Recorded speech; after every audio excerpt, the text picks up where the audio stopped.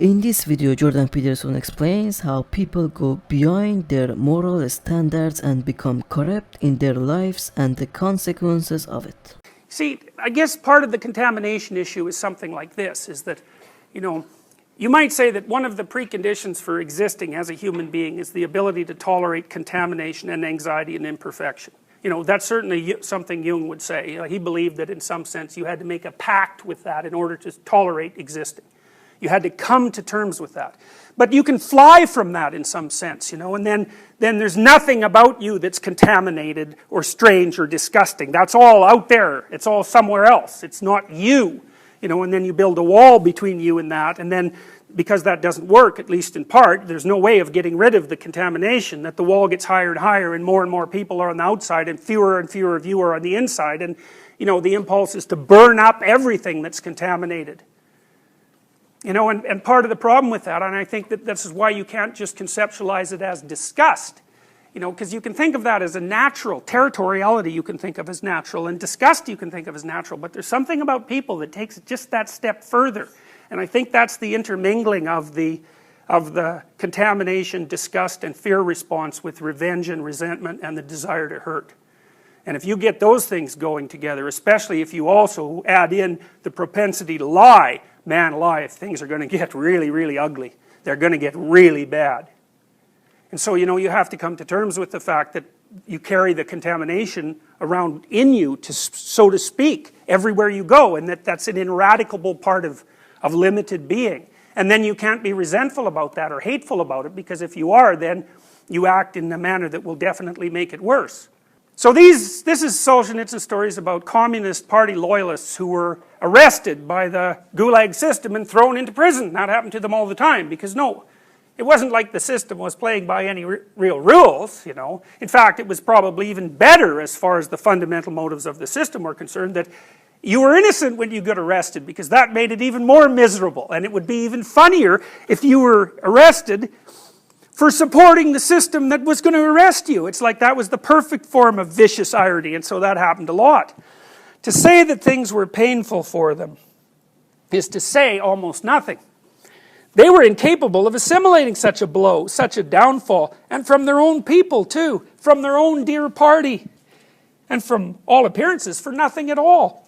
After all, they had been guilty of nothing, as far as the party was concerned, nothing at all. It was painful for them to such a degree that it was considered taboo among them, uncomradely, to ask, what were you imprisoned for?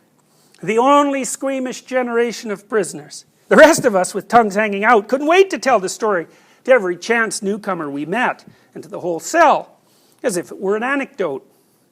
Here's the sort of people they were. Olga Sliosberg's husband had already been arrested, and they, which was usually the KGB, and usually in the middle of the night, and they had come to carry out a search and arrest her too. The search lasted 4 hours, and she spent those 4 hours sorting out the minutes of the Congress of Stakhanovites of the bristle and brush industry, of which she had been the secretary until the previous day. The incomplete state of the minutes troubled her more than her children, who she was now leaving forever. Even the interrogator conducting the search could not resist telling her, come on now, say goodbye to your children. Here's the sort of people they were. A letter from her 15-year-old daughter came to Yelizaveta Tsetkova in the Kazan prison for long-term prisoners. Mama! Tell me why. Write to me. Are you guilty or not? I hope you weren't guilty, because then I won't join the Komsomol. So that was a Soviet youth group, sort of like the Boy Scouts or the Brownies, except it was the communist version. Because then I won't join the Komsomol and I won't forgive them because of you. But if you are guilty, then I won't write you anymore, and I will hate you. And the mother was stricken by remorse in her damp, grave-like cell with its dim little lamp. How could her daughter live without the Komsomol? How could she be permitted to hate Soviet power? Better that she should hate me. And so she wrote, I am guilty. Enter the Komsomol. How could it be anything but hard? It was more than the human heart could bear to fall beneath the beloved axe, and then to have to justify its wisdom. But that's the price a man pays for entrusting his God-given soul to human dogma. Even today, any Orthodox communist will affirm that Setkova acted correctly. Even today, they cannot be convinced that this is precisely the perversion of small forces, that the mother perverted her daughter and harmed her soul. Here's the sort of people they are. They were. YT gave sincere testimony against her husband. Anything to aid the party. Oh, how one could pity them if at least now they had come to comprehend their former wretchedness. This whole chapter could have been written quite differently if today at least they had forsaken their earlier views. But it happened the way Maria Danielin had dreamed it would. If I leave here someday, I'm going to live as if nothing happened. Loyalty. In our view, it's just plain pig-headedness. These devotees to the theory of development construed loyalty to that development to mean renunciation of any personal development whatsoever. As Nikolai Adamovich Vilenchuk said after serving 17 years, we believed in the party and we were not mistaken. Is this loyalty or pig-headedness?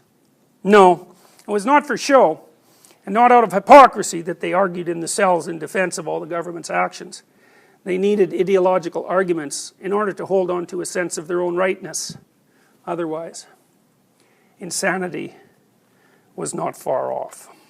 You know, people build memorials now. They build Holocaust memorials. There's a Holocaust memorial in Washington, and there's a Holocaust memorial in Berlin. And, you know, the motif or the slogan of those memorials is, "We shall never forget."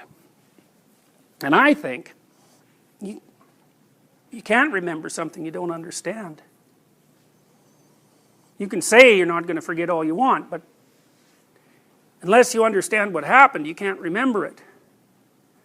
And we don't understand what happened.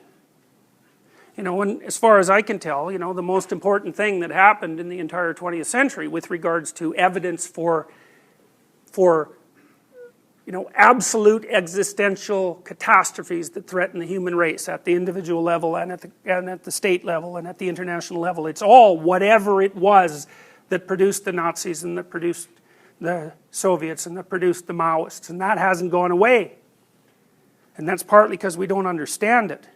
You know, and from what I've been able to tell, and this is partly why I teach you guys about the existentialists and the phenomenologists, because they're not covered very often in personality classes anymore. It's because I do believe it was demonstrated by those who thought it through most carefully that there is a direct causal relationship between individual ethical corruption, and I can define that. The corruption is when the individual does something that they know themselves, by their own standards, to be wrong. It's not a relativistic claim at all, and it doesn't really have much to do with the truth. It has to do with falsehood. Because I don't think people can identify the truth, but I know they can identify falsehood. So, and I think that people become corrupt when they act out actions that they know by their own moral standards to be wrong. And they do the same thing in a Piagetian sense when they refuse to accommodate to what they've assimilated. So if I pick up a piece of information and it contradicts a dearly cherished belief, and then I refuse to take that piece of information and transform my perceptual and belief structures to account for it, then I'm doing the same thing. That's willful blindness. And that makes you smaller and smaller, and the world more and more out of your control, and you weaker and weaker, and more likely to be paranoid and angry and hurt.